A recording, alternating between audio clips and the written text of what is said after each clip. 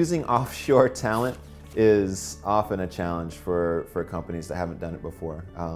Even experienced companies that have done it multiple times often stumble. And there are a few ways that you can really take full advantage of using an offshore team.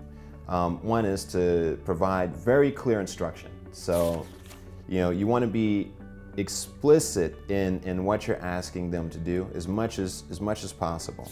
Right? We don't want to leave too much ambiguity, simply because there's a lot of differences in the cultures, and you can't assume that the assumptions that they make are going to be the same as the ones that you would make.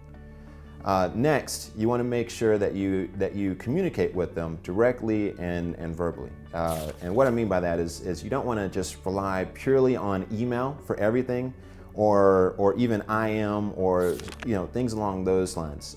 One, because they might not be in the same time zone as you, right? So if you're relying on email, they email you back. You might end up losing a complete day.